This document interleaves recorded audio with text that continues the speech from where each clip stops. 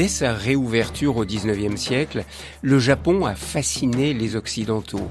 Peintres, collectionneurs, grand public, on parlait alors du japonisme. Cet engouement pour le Japon existe toujours, mais aujourd'hui c'est à travers des mangas, de la cuisine ou autour de ce qu'on appelle l'art de vivre à la japonaise, l'art du rangement, du dépouillement ou encore des attitudes zen. Mais la culture japonaise est bien plus riche et complexe qu'il n'y paraît. Et nous sommes souvent bien déroutés lorsque nous visitons le Japon ou lorsque nous travaillons avec des Japonais. Jun Fujiwara, je suis ravi de vous rencontrer car vous êtes 100% japonaise, née à Tokyo, mais depuis plus de 20 ans, vous vivez en France, à Paris. Vous avez magnifiquement adopté notre langue et notre culture. Et après avoir travaillé de nombreuses années pour une grande maison de mode et de luxe français, vous avez réalisé votre rêve, celui d'écrire en français et d'être un pont entre la culture japonaise et la culture française. Vous venez de publier aux éditions Les Arènes La parfaite Tokyoïte pour nous partager votre amour et votre connaissance de cette belle ville de Tokyo. Et vous avez également publié précédemment un essai intitulé Les secrets du savoir-vivre nippon aux éditions de L'Opportun, une mine d'informations pour pénétrer dans les subtilités de ce que vous appelez, vous, la japonitude. Alors, Jun Fujiwara, dans ce premier livre, vous aviez écrit « L'appel de la France était en moi, ancré dans mon cœur, indélébile ». Comment expliquez-vous cet appel ? Alors, j'essaye de me l'expliquer depuis un moment. Parce que ce que je sais, c'est que je voulais venir en France. La France m'attirait énormément. Alors, j'ai quelques théories. Et la première, c'est que j'ai été élevée dans une école catholique qui s'appelle le Sacré-Cœur, fondée par des sœurs françaises. À Tokyo. À Tokyo, oui, le Sacré-Cœur. Et je pense que j'ai été influencée toute ma vie par l'esprit de ces fondatrices, des femmes qui ont osé venir jusqu'à l'Extrême-Orient pour éduquer les jeunes filles. Et deuxièmement, je pratiquais la danse classique de manière assez intensive. Et le vocabulaire utilisé pour la danse, c'est en français. On dit plié, battement, arabesque, attitude. Et je pense que c'est pareil partout dans le monde, mais au Japon aussi, on utilise le vocabulaire français tel qu'il est. Donc, la musicalité de cette langue, la beauté de cette langue française m'avait imprégné pendant toutes ces années. Mais soyons clairs, vous n'avez pas de parents français, d'ancêtres français, parce que vous parlez tellement couramment le français que c'est impressionnant. J'ai pas de parents, ni j'avais pas d'amis français, j'ai aucun lien avec la France. J'avais vécu à Londres entre 3 et 6 ans. Avec vos parents, hein? Avec mes parents. Ensuite, au retour à Tokyo, j'avais fréquenté une école américaine, pour pas oublier l'anglais justement, avant d'intégrer l'école primaire japonaise. Donc j'avais cette culture un peu anglo-saxonne en moi, mais français, pas du tout. Et vous avez commencé à apprendre le français, donc à réaliser un peu votre rêve d'apprendre cette langue, à quel âge ? Je l'ai commencé, je crois que c'était la dernière année du lycée. Donc en terminale pour nous, vers 17-18 ans. Voilà, j'avais la possibilité de choisir des cours supplémentaires et il y avait le français. Donc j'ai sauté sur l'occasion et comme je vous expliquais, je pense que c'est parce que j'étais viscéralement attirée par la beauté de la langue française. C'est la langue, parce que il y a un romantisme au Japon. Beaucoup de jeunes femmes, mais aussi d'hommes, sont attirés par la France, la mode, l'art, et une vision très romantique, et je le mets entre guillemets, de la France. Peut-être une fausse idée de la France. Vous, c'était pas cela? Si, c'était ça aussi. C'était la troisième raison. C'était l'art de vivre à la française qui m'attirait. C'était pas quelqu'un ou l'histoire ou quelque chose en particulier, mais à l'époque, au Japon, la France, ça représentait vraiment cet art de vivre. Déjà, j'adore le mot le vivre devient un art. Et les Français savent le pratiquer et le communiquer à l'étranger mieux que personne. Mais il y a une même fascination inversement de beaucoup de Français vis-à-vis du Japon. Et les Français... c'était pas le cas. Ouais, vous dites à l'époque, c'est il y a 25 ans, oui, c'est pas... C'était plutôt les Japonais qui sont amoureux de la France, comme je l'étais moi-même. Mais alors, est-ce qu'il n'y a pas une désillusion quand on arrive en France et qu'on voit que la France n'est pas exactement ce pays romantique que l'on imaginait? Alors, il y en a beaucoup qui sont désillusionnés, mais moi, je ne l'étais pas, parce que ce qui m'attirait d'abord, c'était la langue française. Ensuite, c'était ce que je voulais faire en France, c'était m'asseoir sur une terrasse pour boire mon café, acheter une baguette dans la boulangerie, vivre à la française, boire un verre de rouge, voilà, tout ça. Et ça, c'est pas une illusion, c'est pas un fantasme, c'est ce qu'on pratique en France. Donc, moi, je n'étais pas particulièrement déçue en arrivant en France. Bien sûr, on découvre aussi la réalité de la vie qu'on n'a pas quand on vit à Tokyo. Je peux dire la saleté de Paris par rapport à la propreté de Tokyo, le côté râleur, pas seulement des serveurs parisiens face à l'amabilité dans les restaurants ou les bars japonais. Oui, il y a un gros choc, non? Bien sûr, mais au contraire, moi, ça m'a amusé. J'aime ces Français râleurs, j'aime cet esprit rebelle. C'est ce qui m'attirait aussi, je pense, quand j'y pense maintenant. Parce que c'est très différent du Japon, c'est ça ce qui vous attirait aussi? C'est tellement contraire à votre culture, ce côté râleur des Français. Je pense, oui, que d'un certain côté, les Français et les Japonais sont diamétralement opposés. Et d'où cette attraction mutuelle aujourd'hui. Mais c'est vrai que, pour moi, ce qui est fondamentalement différent, c'est la manière de vivre ensemble. Au Japon, on va d'abord penser au bonheur du groupe, la cohésion avant soi-même. Et en France, c'est l'exact contraire. On va d'abord penser à soi et ensuite à la société, à la communauté. Visage, l'expression de l'être. Alors, Jun Fujiwara, vous venez de commencer à le faire et nous allons le faire tout au long de cette émission. Vous allez nous aider à comprendre, à partir de votre expérience à la fois de japonaise mais aussi de française, ce qui fait un peu l'identité du Japon, de la culture japonaise. Vous écrivez dans votre livre « Les secrets du savoir-vivre nippon », j'ai redécouvert le Japon à travers un filtre français. Ce filtre me donnant la possibilité d'analyser mon pays avec recul. C'est pour ça que j'ai eu très envie de vous rencontrer, parce que on lit beaucoup de livres écrits par des Français sur le Japon et assez rarement des sortes d'analyses de leur propre pays par des Japonais. Donc vous allez nous aider au cours de cette émission à comprendre ce qui fait cette richesse, cette complexité du Japon à travers des mots que vous nous expliquez comme wabi-sabi, le wa, mujo, okiyome. Donc vous allez nous donner des clés pour comprendre cela, puis nous parler aussi de la vie au Japon et notamment de la vie à Tokyo. Alors, vous écrivez que ce livre, l'idée de ce livre est partie d'une question que vous posez souvent vos collègues de travail à l'époque où vous étiez responsable de la communication dans une grande marque de mode en France. Et les gens vous disaient, mais comment fais-tu pour rester zen? Exactement. Et ça vous a interpellé. Pourquoi? Alors, donc ça faisait presque 20 ans que je vivais en France. Et comme vous disiez, je me sentais parfois plus française que japonaise, à force d'être assimilée ici, à vivre ici. Je pense que mes collègues ne faisaient plus attention et ils ne disaient pas « je suis japonaise ». Mais en même temps, je recevais souvent cette question « mais comment fais-tu pour rester si zen ?» Alors il faut dire qu'on avait un travail passionnant et stressant parfois, des événements, des défilés, etc. Et je ne pensais pas que j'étais particulièrement zen, mais ce mot zen m'a interpellée. Alors vous dites que c'est une expression, être zen, ça n'existe pas au Japon. C'est une expression franco-française. Parce que zen au Japon, ça renvoie à sa notion d'origine, qui est une branche du bouddhisme, qui prône l'éveil soit par la méditation, soit par des questions-réponses.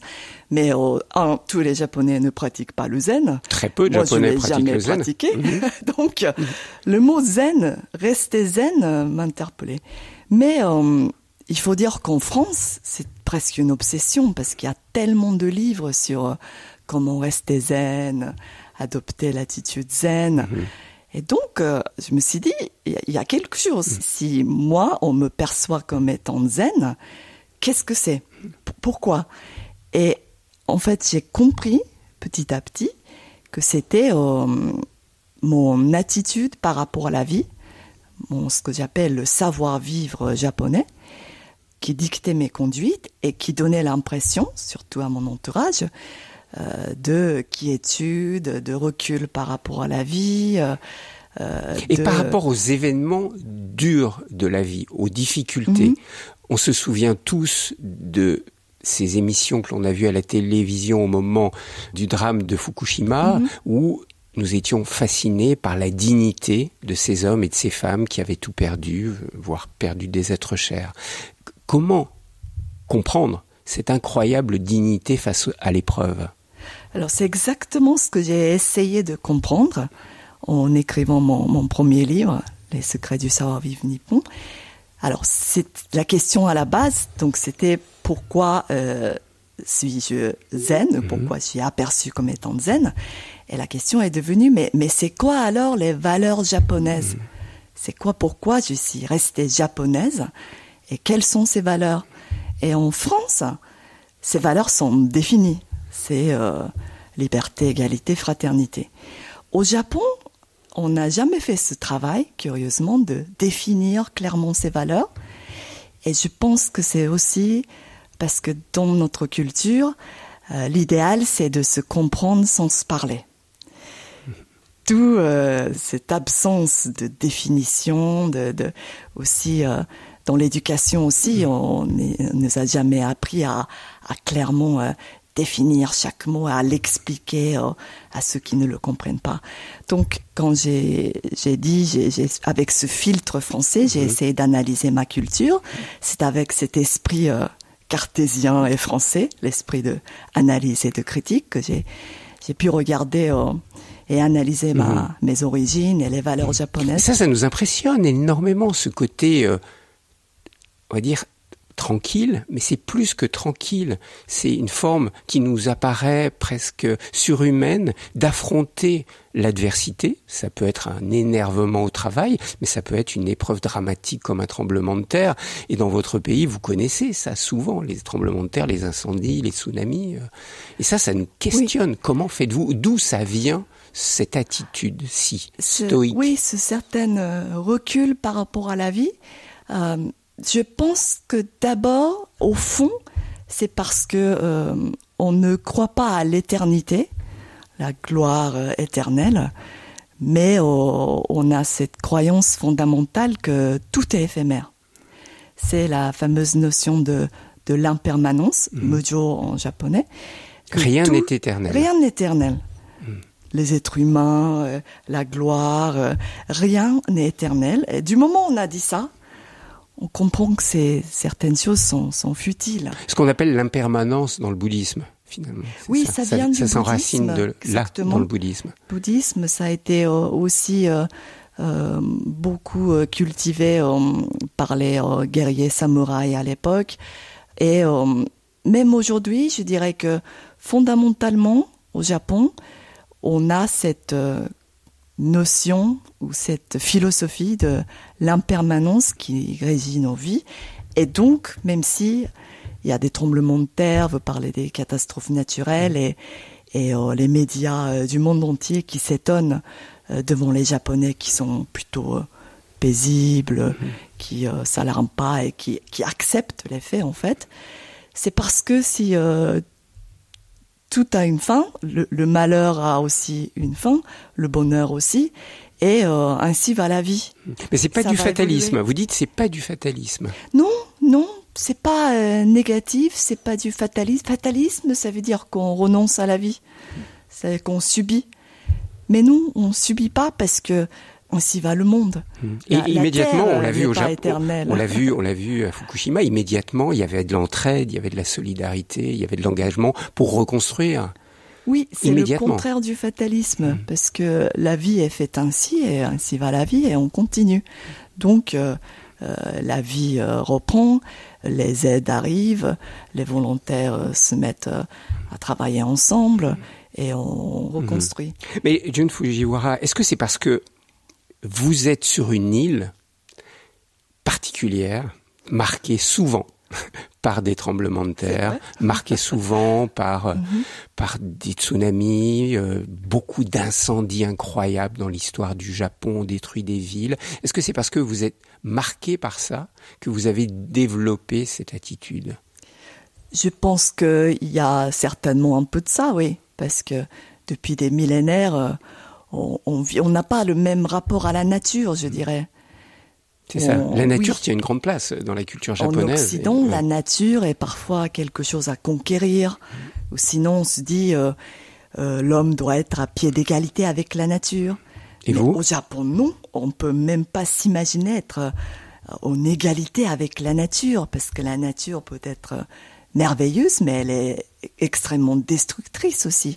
Quand on vit au Japon, entre les typhons, les tremblements de terre, on ne le comprend pas, on le sent viscéralement.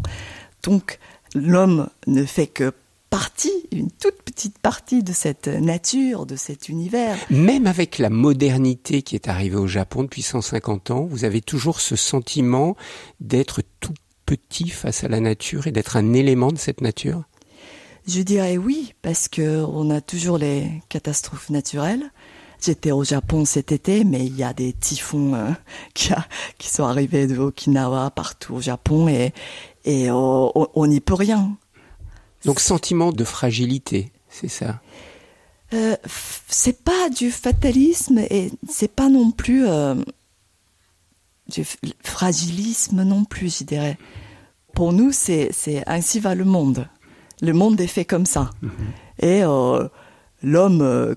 on a l'impression de construire les choses, mais de toute façon, si la Terre va plus exister un jour, si l'univers évolue, rien ne va rester en fait. Donc cette philosophie profonde que voilà, c'est une sorte d'humilité, je dirais, par rapport à la vie.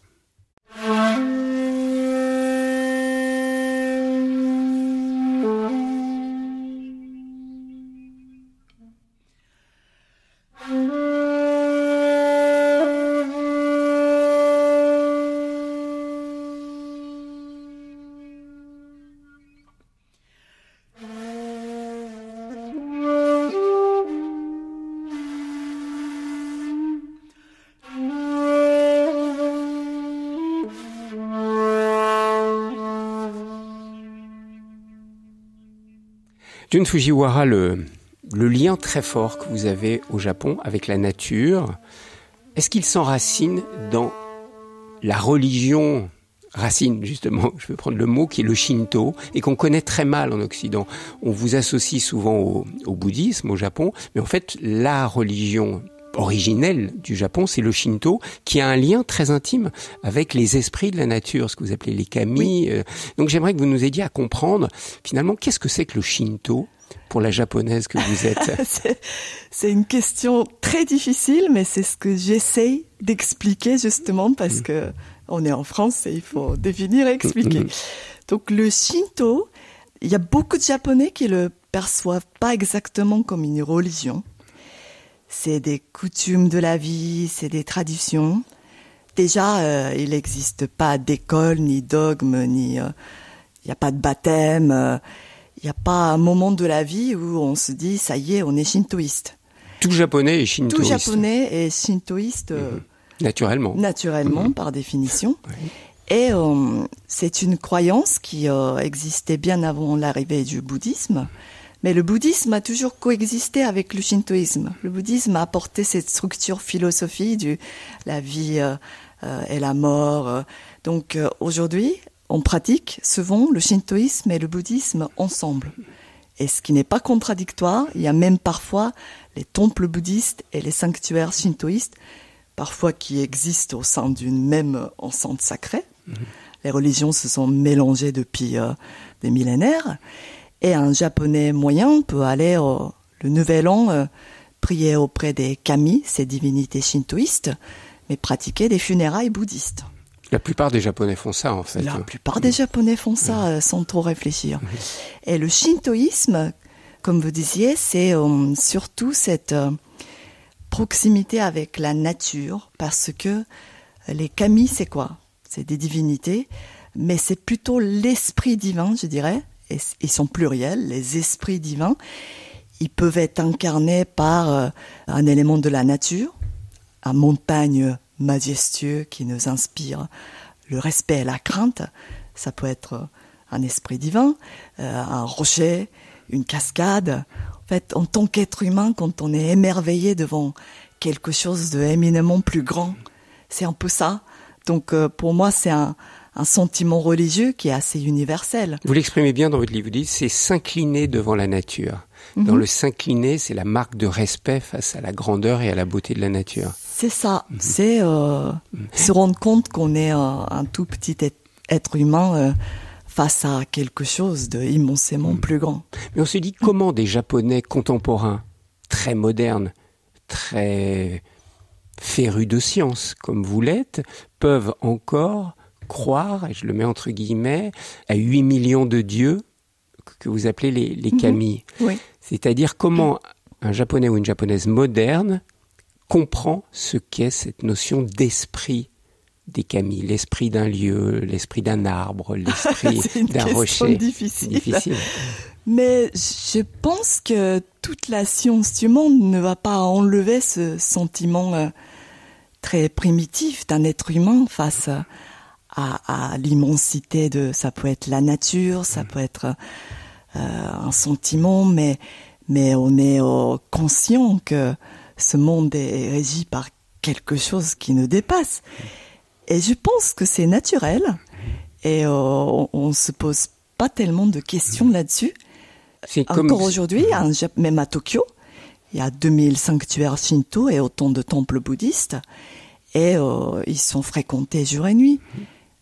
Les gens viennent pour prier pour sa famille, pour la bénédiction. À ça s'ajoutent les croyances populaires, comme les 7 dieux de bonheur, qui sont un méli-mélo de personnages de la mythologie, un personnage bouddhiste et des croyances shinto. C'était une croyance populaire à l'époque d'Edo, l'ancien Tokyo. Et même ces 7 dieux de bonheur, il y en a beaucoup qui y croient fondamentalement aujourd'hui. Et visiblement, c'est encore très vivant. Dans votre autre livre, La parfaite Tokyoïte, vous racontez quand vous vous promenez, vous adorez flâner dans Tokyo, vous rentrez régulièrement dans des temples shinto, qu'on trouve encore avec un arbre partout dans cette ville très moderne. Et là, il y a beaucoup d'hommes et de femmes qui viennent tous les jours saluer les kami du lieu. Exactement, c'est des endroits qui sont ouverts. Souvent en pleine campagne ou avec la forêt, mais à Tokyo, vous allez trouver des tout petits sanctuaires parmi les gratte-ciel ou à côté d'un grand magasin de luxe. C'est assez improbable, mais c'est des lieux qui sont fréquentés et qui souvent il y a des fêtes qui sont organisées autour, ça fait partie de la communauté et à la fois les touristes mais les locaux viennent tout le temps. Ce qui me frappe, Jun Fujiwara, ce qui m'a frappé en me rendant au Japon à plusieurs reprises, c'est ce que j'appelle les paradoxes des Japonais. Et notamment, on va aborder la question de la nature. Vous aimez la nature, vous la respectez à travers le shintoïsme, mais on le voit même, la passion qu'ont des gens qui ont une toute petite place devant leur maison et là ils vont faire pousser quelques arbres ou quelques bonsaïs ou un soin pour ces plantes qui sont là devant chez eux, et puis la destruction de la nature. Ce qui m'a frappé, c'est comment au Japon vous avez pu enlaidir des espaces naturels, des bords de mer qui sont complètement modernisés, bétonisés. Comment expliquez-vous l'un de ces paradoxes japonais, amour et gratitude, respect envers la nature, et cette capacité que vous avez à l'abîmer et à la détruire? Je pense que c'est surtout à partir des années 60-70, le Japon a connu une croissance économique fulgurante. C'est là où a commencé le tout économique et la destruction un peu partout. Il y avait des problèmes de pollution partout. Et ce n'est qu'à la je dirais, la fin des années 80, où le Japon prenne finalement conscience et cette notion écologique, la protection de l'environnement, commence à faire parler. Ça, c'est tard. Mais fondamentalement, comme j'expliquais, le Japon les Japonais ont ce rapport avec la nature qui est du respect. Et ça se voit tellement dans les films que j'adore, du Hayao Miyazaki. Les dessins animés, les très beaux dessins animés. Absolument. De Miyazaki. Et il raconte très bien ce rapport particulier que les Japonais ont avec la nature, parce que la nature peut être à la fois protectrice, mais destructrice aussi. Et l'homme apprend à vivre dedans. Il faut surtout pas essayer de la maîtriser. Dès qu'on essaie de la maîtriser, il y a le revers de la médaille. Mais c'est ce qu'on a un peu oublié pendant ces années de croissance économique. Mais vous pensez que c'est qu'une question économique? Parce que ce que j'appelle les paradoxes japonais, c'est les extrêmes que l'on trouve au Japon. C'est-à-dire, vous allez voir un Japonais qui va rentrer dans ce que vous appelez les pachinko. C'est des lieux avec des sortes de machines à sous hyper bruyantes. C'est infernal quand on pénètre dans ces machines. Et puis cette même personne va pouvoir se retrouver quelques heures après dans un temple zen à la recherche du calme et du silence. Vous avez des gens d'une extrême courtoisie, mais impressionnante, cette courtoisie, cette bienveillance. Et puis vous allez avoir un vieux monsieur qui va s'adresser avec une dureté incroyable à une jeune fille qui l'aura bousculée dans la rue. Vous voyez ? Alors là, c'est son courtoisie. Extrême gentillesse, extrême dureté. Comment comprendre ces extrêmes ? C'est ce que j'appelle des paradoxes. Je ne la perçois pas comme un paradoxe. Parce que je trouve que c'est surtout... Ici en France et en Occident plus large, on a tendance à voir les choses d'une manière binaire, noir et blanc, bien et le mal, ou tradition et modernité. Et au Japon, on réfléchit pas comme ça. Donc on est perplexe quand on nous dit « mais comment vous faites coexister la tradition et la modernité ?» Pour nous, c'est linéaire, donc forcément ça coexiste.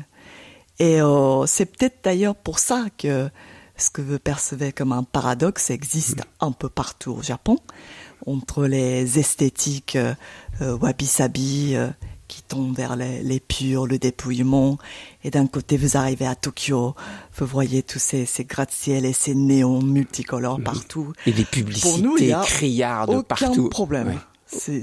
Ça ne pose aucun problème. Et comment vous faites justement pour accueillir ça, ces différences incroyables? Là, c'est très intéressant ce que vous venez de dire. Ce dépouillement, quand vous rentrez dans certaines maisons japonaises, c'est très très dépouillé. Et puis en même temps, le côté presque vulgaire, criard de ces publicités qu'on voit partout. Ça ne vous pose aucun problème? Non, ça ne pose aucun problème. Je dirais que non, c'est comme si on va pas... faire table rase du passé pour vivre dans le futur avec des intelligences artificielles et des robots. Non, l'un ne va pas remplacer l'autre. Il y a de la place pour tout le monde, et que ce soit pour les sens esthétiques ou pour le progrès scientifique, et ça ne pose... aucun problème. Parce que je comprends pas, par exemple, aussi le fait que, vous le dites, l'importance du dépouillement. Il faut se dépouiller. Vous dites c'est une des qualités japonaises de vivre le dépouillement, se désencombrer de beaucoup trop de choses. Et en même temps, l'image que vous donnez au Japon, c'est que vous êtes des gros consommateurs. Vous aimez consommer, vous aimez acheter. On le voit, la frénésie des Japonais qui viennent en France dans les magasins de luxe. Il y a une sorte de frénésie. Comment tenir ça ? Ça change un peu ces derniers temps, parce que pour moi, c'est vraiment le résultat de ces années 80-90 de croissance économique, et c'était un peu excessif pour moi. Aujourd'hui, quand on va au Japon, on a surtout, comme en France, cette quête plutôt le retrouver soi-même, revenir à des valeurs essentielles de la vie.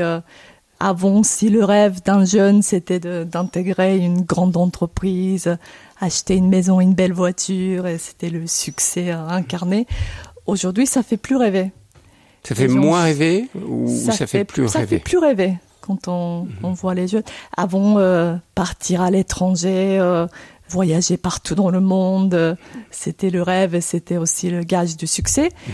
Aujourd'hui, les Japonais voyagent beaucoup moins à l'étranger. Ils sortent un peu ce repli sur soi-même, pour le meilleur et pour le pire.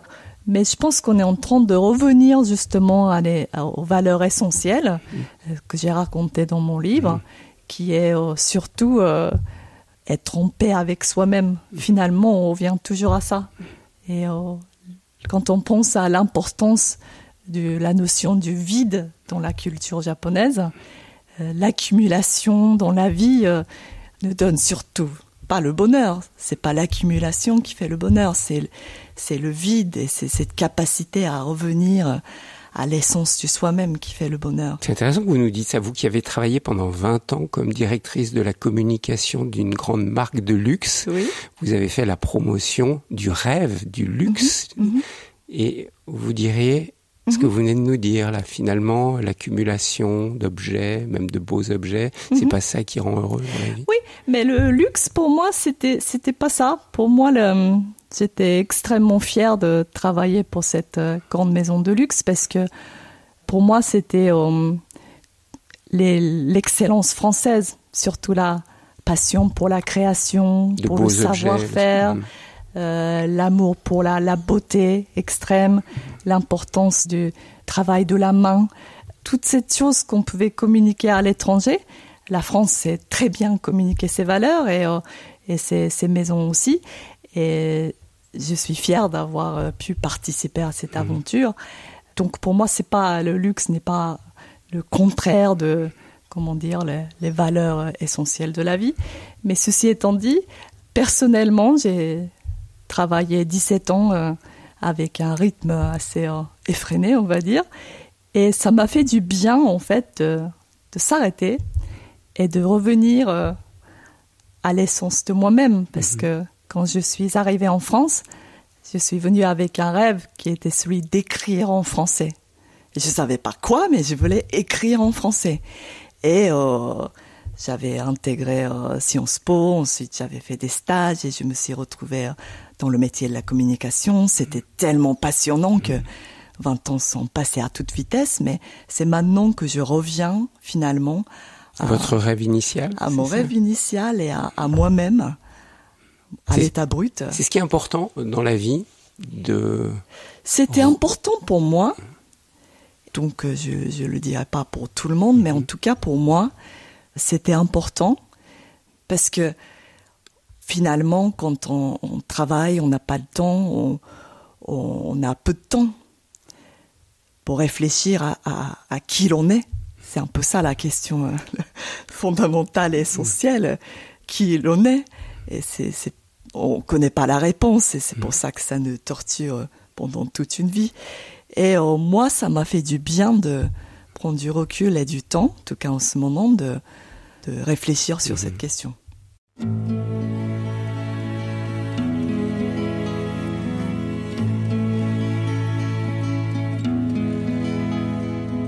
Nous prendrons le temps de vivre, d'être libre, mon amour, sans projet et sans habitude. Nous pourrons rêver notre vie. Viens, je suis là, je n'attends que toi. Tout est possible, tout est permis. Viens, écoute ces mots qui vibrent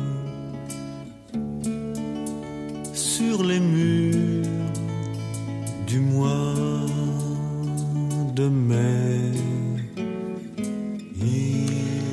Jun Fujiwara, nous poursuivons sur RCF cet échange autour de votre vie et de votre expérience de jeune femme japonaise, mais vivant en France depuis plus de 20 ans maintenant.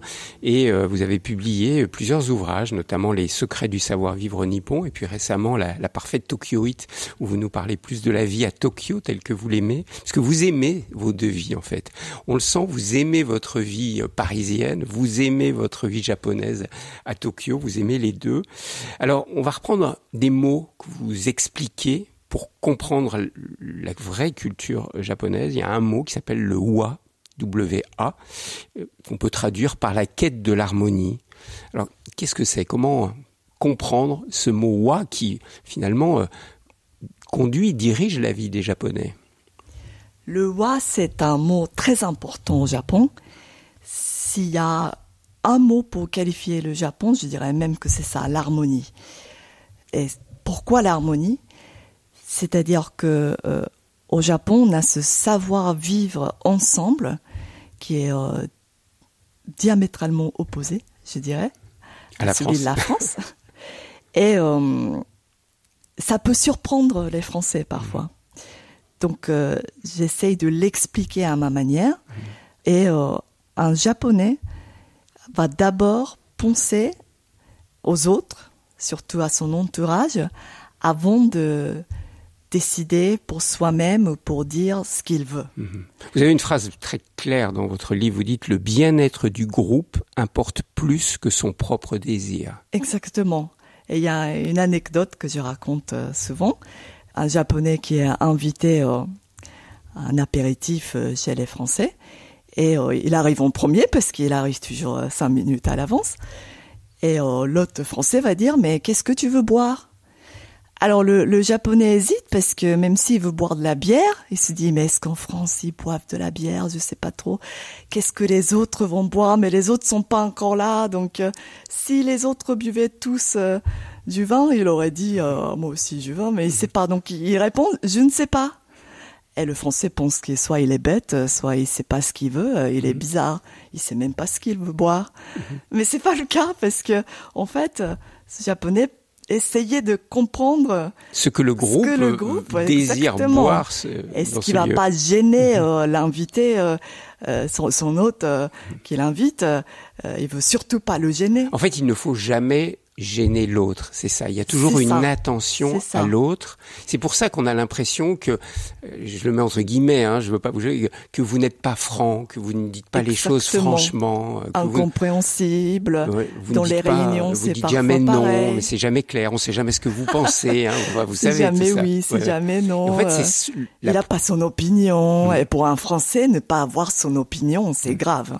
C'est très très grave, n'est-ce pas? Donc, tout cette mal compréhension, mais c'est surtout parce que culturellement et historiquement, on privilégie l'harmonie du groupe, de la communauté, de la société. Alors, est-ce que c'est pas une attitude moutonnière ? C'est l'impression que ça donne. Je suis d'accord maintenant que je suis plus parisienne que tokyoïte, d'une certaine manière, mais ce n'est absolument pas le cas. Ça donne l'impression d'être moutonnière et qu'on n'a pas d'avis. Bien sûr, chaque individu japonais a son avis et il a des manières de l'exprimer. Il peut l'exprimer quand même. Il va pas dire je veux aller à la mer en vacances et c'est ça que je veux et en France on va se dire oui mais non mais oui mais non et c'est toujours le débat et on arrive à se mettre d'accord. Au Japon, on a chacun son avis mais on va éviter la confrontation. Donc on va l'insinuer. Une copine est allée à la mer, à telle plage, apparemment c'était super. L'autre va dire, ah oui, mais mon cousin est allé à la montagne, c'était top, peut-être que... Et on arrive à faire ce débat sans se confronter. Donc il y a plusieurs astuces au Japon, dans l'emploi de la langue, des manières de s'exprimer, qui fait que on s'exprime sans forcément se disputer.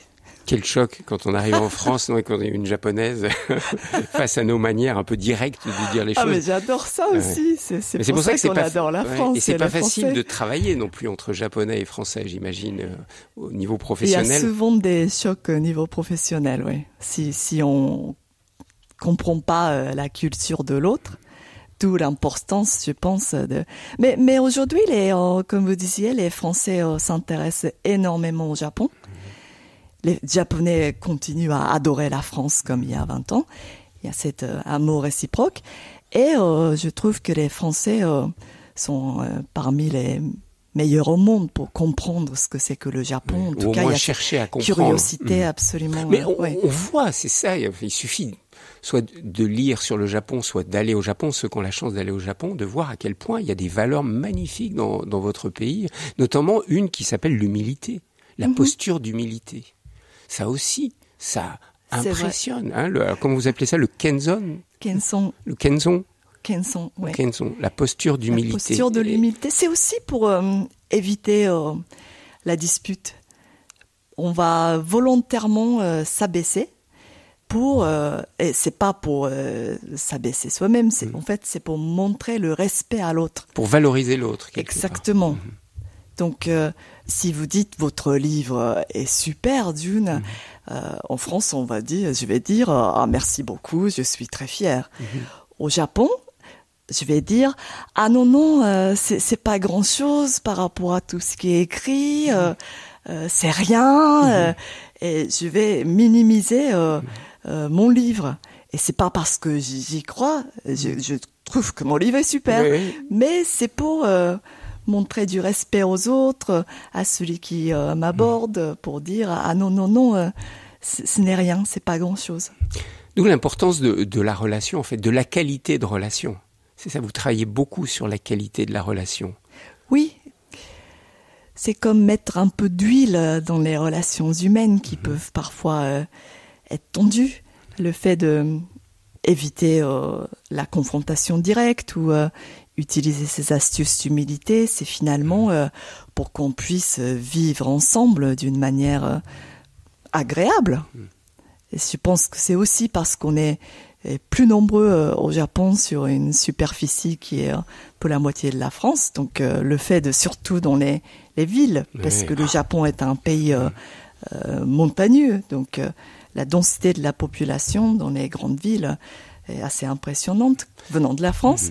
Et c'était, je pense, une nécessité. C'est ce qu'on a cultivé pour mieux vivre ensemble. Ce qui fait que on se croise au Japon, et vous le décrivez dans La Parfaite Tokyoïte, votre livre, on se croise au Japon, des centaines de milliers de personnes vont se croiser dans le métro, dans les rues, et c'est fluide. Exactement. On se heurte pas, il n'y a pas ça, c'est assez impressionnant. Ça, quand vous venez de la France et vous débarquez sans transition dans la foule tokyoïte, c'est une sensation particulière que j'éprouve à chaque retour à Tokyo, parce que c'est comme si la foule a une existence en soi. Et en France, la foule est désagréable, parce qu'on se cramponne à son individualité et on subit la foule. Au Japon, on a cette logique de la foule, on se laisse aller au flux et c'est comme ça qu'on arrive à vivre ensemble, même à Tokyo. Visage, Thierry Lyonnais. Jun Fujiwara, il y a une notion très belle au Japon, mais très compliquée à expliquer, c'est celle du wabi-sabi. Alors, vous avez fait l'effort d'essayer de mettre les mots sur cette notion très subtile qu'on pourrait appeler la beauté du dépouillement et l'éloge de la patine. C'est comme ça que vous avez traduit wabi-sabi, la beauté du dépouillement et l'éloge de la patine. Alors dites-nous en quoi cette notion de wabi-sabi est vécue au Japon et en quoi elle est importante.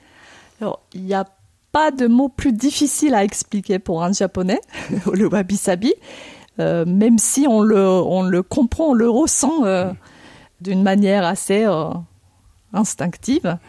Donc un Japonais va plutôt essayer d'expliquer le wabi-sabi par des exemples. Par exemple, un bol de thé qui est cassé mais qui a vécu plus de 100 ans, 200 ans. C'est le wabi-sabi. Un temple qui est délabré mais avec la mousse qui a poussé autour, c'est le wabi-sabi. Ça peut être une nappe, un set de table transmis par sa grand-mère qui a jauni mais qui nous émeut, ça peut être du wabi-sabi. Qui a une âme, on va dire, oui, qui est habitée. Oui, il y a aussi cette notion du temps. Le wabi-sabi, c'est le contraire du bling-bling et du clinquant neuf. C'est l'exact contraire. C'est aussi la beauté des choses simples, le contraire de la faste, l'or, de la poterie, des bougeoirs qui ont vécu aussi. Tout ça, c'est le wabi-sabi. Des choses simples, la beauté des choses simples, imparfaites, imparfaites même. Imparfaites aussi, ce qui renvoie à cette notion wabi-sabi qui est aussi philosophique, parce que ça nous dit quoi ? Ça nous dit finalement que nous aussi, un être humain est aussi imparfait, mais à force d'essayer de cacher ses blessures, ses cicatrices ou ses défauts, on est mal dans sa peau. Mais au contraire, il faut apprendre à les accepter et pourquoi pas aussi les exhiber. Mais vous voyez, c'est encore l'art du wabi-sabi. C'est encore contraire à ce qu'on voit, c'est-à-dire que un artisan au Japon va chercher, à nos yeux, la perfection. Le geste juste, l'objet le plus parfait. Il y a une quête, on a l'impression de la perfection chez les Japonais, voire même dans le comportement d'une jeune fille qui va être dans l'ascenseur et qui va être parfaitement coiffée, habillée, très polie, faire le geste parfait pour transporter les gens dans l'ascenseur. C'est le Japon, ça aussi. Ce n'est pas contradictoire parce que c'est la quête de la perfection. On sait qu'on va jamais atteindre la perfection. Et vous avez raison de dire, il y a cette quête de la perfection, c'est profondément japonais aussi. On adore le mot la voix parce que la vie est finalement une voix. Quand on dit judo, le do, c'est la voix, c'est le caractère chemin, la voix. Kendo, tous les arts martiaux utilisent ce mot. Cérémonie du thé, sado, le do, c'est la voix. Et pourquoi ? Parce que c'est un chemin, l'important, c'est dans le cheminement. Exactement. On va jamais atteindre la perfection dans tous ces arts, que ce soit les arts martiaux ou les arts de la table ou quel qu'il soit. Mais la vie, c'est un cheminement. Et on adore ça au Japon. Même un cuisinier qui fait des bols de ramen, il va essayer d'atteindre la perfection. Il va peaufiner son bouillon toute sa vie. On croise des artisans fous furieux comme ça partout au Japon. Qu'on appelle des trésors vivants. Certains sont des trésors vivants. Certains sont des trésors vivants, mais pas forcément. Ça peut être vraiment le teinturier ou le cuisinier qui, dans son métier, veut atteindre la perfection et qui va passer sa vie à se perfectionner sans partir en vacances. Et quand on comprend pas cette quête de la perfection, on va dire qu'il est un peu fou, mais non, parce que c'est ça, sa vie, c'est ce cheminement vers la perfection. Et en même temps, vous vous émerveillez vers un bol tout simple, qui semble très tordu. Aux yeux d'un non-initié, on voit ce bol de thé pour la cérémonie du thé, qui est moche et qui va coûter 300 000 €. J'ai vu des bols à des prix phénoménaux à Tokyo. Une fortune, le prix d'un appartement pour un bol, un simple bol. Oui. Ça aussi, c'est la culture japonaise. Et pourtant, ce bol qui semble imparfait, vous semble extraordinaire ? Oui, parce que c'était dans la cérémonie du thé, dans le sado, où cette notion du wabi-sabi a été cultivée à son extrême. À l'époque, d'abord la cérémonie du thé était importée de la Chine, et au début, c'est les guerriers samouraïs qui le pratiquaient, mais on était encore dans la faste. Il fallait le bol avec toutes ces couleurs et beaucoup d'or, beaucoup de richesse. Exactement. Et il fallait aussi montrer aux autres qu'on est riche et puissant. Donc, c'était dans le faste. Et il y avait notamment ce maître de thé, Sen-no-rikyu, qui a commencé à cultiver la cérémonie du thé telle qu'on connaît aujourd'hui. Il a éliminé tout ce qui est bling-bling.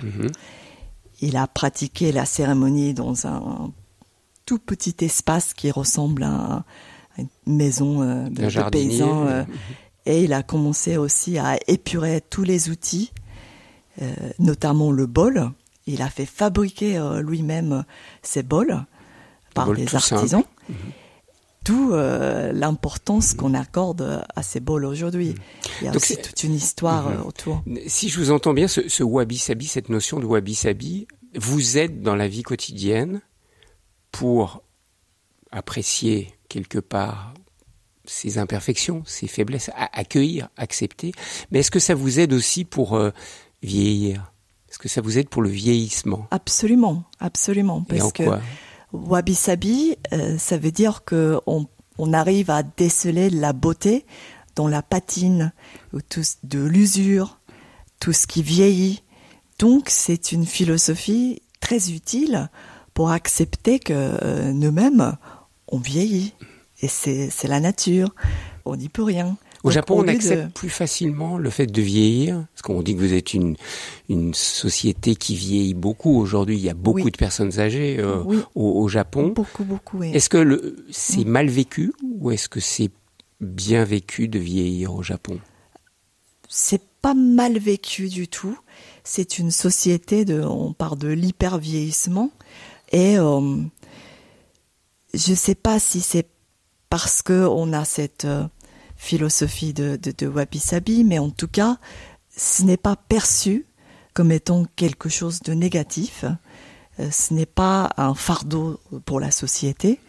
Et donc, il y a aussi des initiatives dans le privé et le public qui fait que on va pas regarder la vieillesse comme une faiblesse ou quelque chose de négatif.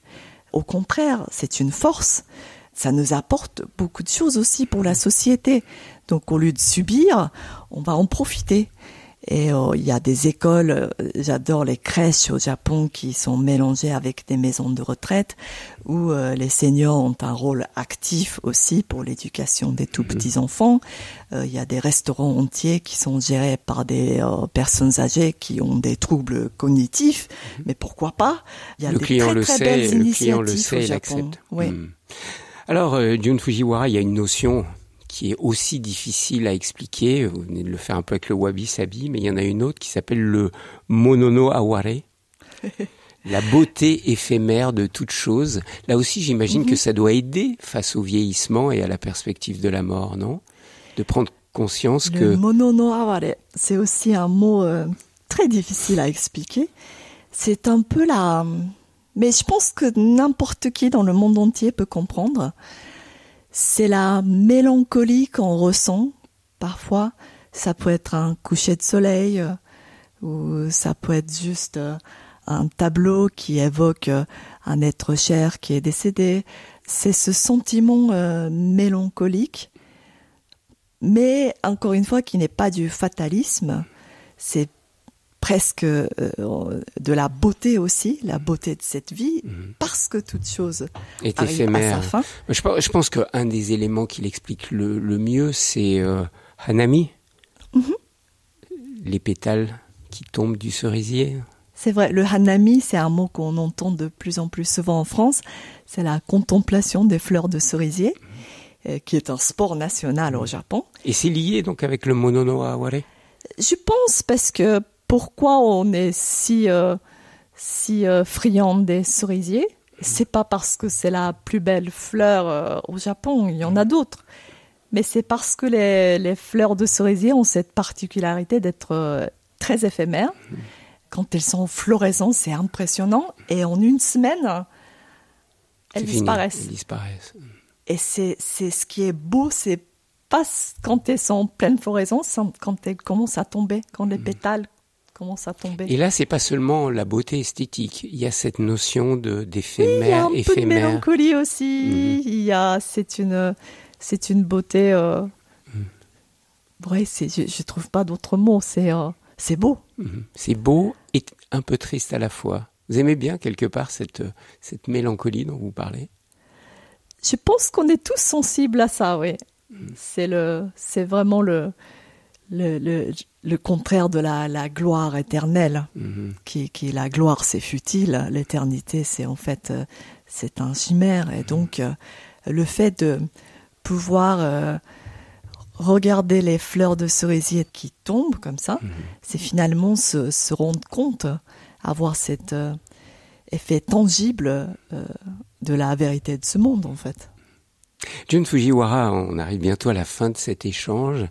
Vous avez cette double culture en vous. Vous êtes japonaise, vous êtes française. Comment on vit avec cette double culture ? Je vis très bien. En fait, je pense que c'est une richesse. Est-ce que c'est une richesse ou est-ce que c'est finalement écartelant et pas aussi facile à vivre ? Je pense que c'est une richesse. Et j'avais aussi cette culture anglo-saxonne quand j'étais petite. Et la culture française m'a permis aussi de sortir de ce côté binaire anglais-japonais. Donc ça m'a apporté un équilibre. Et je pense que on est libre de choisir en fait une culture ou un art de vivre qui nous fascine. Tout le monde doit être libre et ça doit être possible. Je parle pas des nationalités ou des cultures, mais l'influence culturelle, surtout venant d'une culture aussi différente que la France et le Japon, je pense que c'est une richesse inouïe.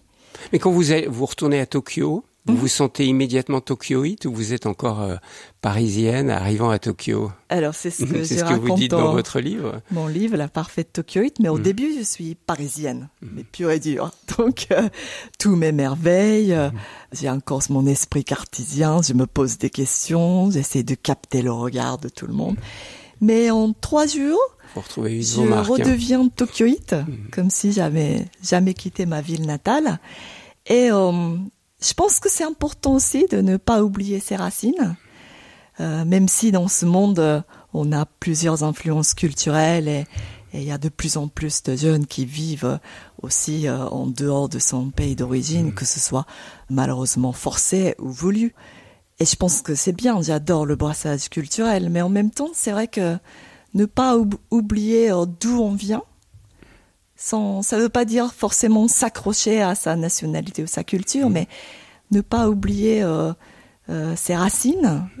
Je pense que c'est important pour revenir à cette question éternelle, qui l'on est ? Qui suis-je ? Comprendre qui suis-je ? Bien, merci beaucoup. Sincèrement, j'ai eu énormément de plaisir à lire vos 2 livres, Les secrets du savoir-vivre nippon, que vous avez publié aux éditions de L'Opportun, il y a 2-3 ans maintenant, et puis ce nouveau livre que vous publiez, La parfaite tokyoïte, publié aux éditions Les Arènes, et vous écrivez en français, vous n'écrivez pas en japonais. C'est mon plus grand plaisir. Merci beaucoup d'être passé au micro de RCF. Visage, une émission proposée par Thierry Lyonnais, réalisation technique Philippe Faure.